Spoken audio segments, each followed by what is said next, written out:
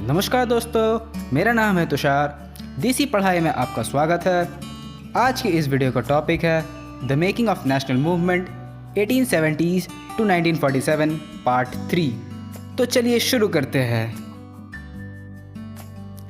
तो 1890 तक बहुत सारे इंडियंस कांग्रेस के पॉलिटिकल स्टाइल पर सवाल उठाने लगे। बंगाल, महाराष्ट्र और पंजाब में बिपिन चंद्र पाल, बाल गंगाधर तिलक और लाला लाजपत राय जैसे लीडर्स खून खराबे वाले मेथड्स को अपनाना चाह रहे थे। यह लीडर्स मॉडरेट्स को क्रिटिसाइज करते थे, उनके इस प्रार्थना वाले मेथड्स को यूजलेस बताते थे।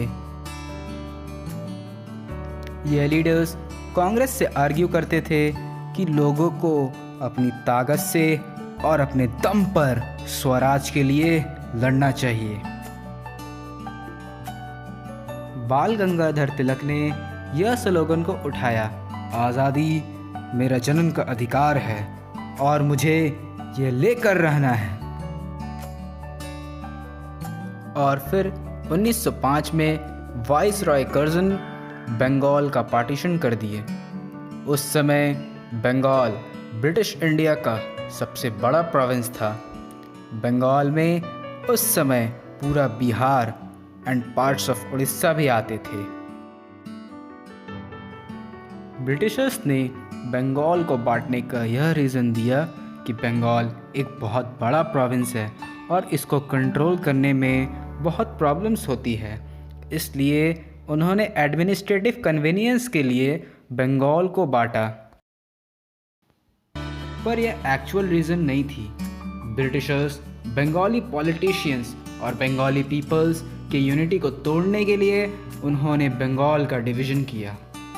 इस पार्टीशन की वजह से पूरे देश के लोग भड़क गए।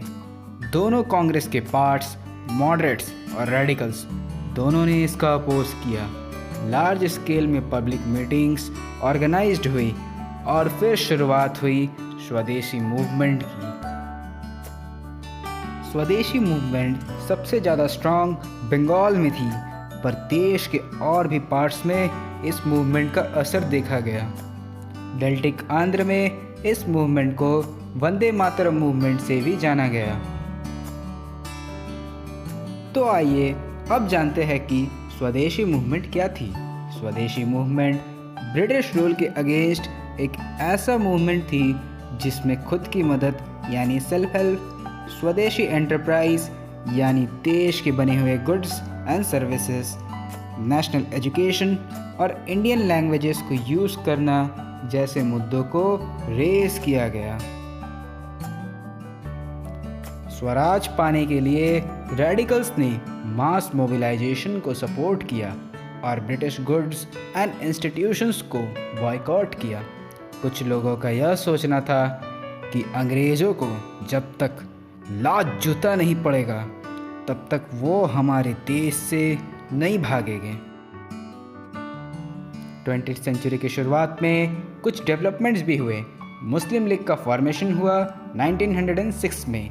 बंगाल के पार्टीशन को मुस्लिम लीग ने सपोर्ट किया। वे मुस्लिम्स के लिए सेपरेट इलेक्टोरेट्स चाहते थे। इसके बाद से कुछ सीट्स मुस्लिम्स के लिए भी रिजर्व किया गया, जिनको मुस्लिम वोटर्स ही इलेक्ट कर सकते हैं। फिर 1907 में कांग्रेस का स्प्लिट हुआ मॉडरेट्स एंड रेडिकल्स में। मॉडरेट्स लोग बॉयकॉट के अगेंस्ट थे। उनका यह मानना था कि इसमें फोर्स इन्वॉल्व होगा। दिसंबर 1915 में फिर यह दोनों ग्रुप्स रीयूनाइटेड हो गए। उसके ही अगले ईयर कांग्रेस और मुस्लिम लीग ने लखनऊ पैक्ट साइन किया और फिर यह दोनों ने एक साथ मिलकर देश में रिप्रेजेंटेटिव गवर्नमेंट लाने के लिए काम किया। तो भाइयों, आज की इस वीडियो में सिर्फ इतना ही। आशा करता हूँ कि आपको वीडियो पसंद आई होगी। आगे की टॉपिक्स पर वीडियो आपको मिलेगी अगले एपिसोड में।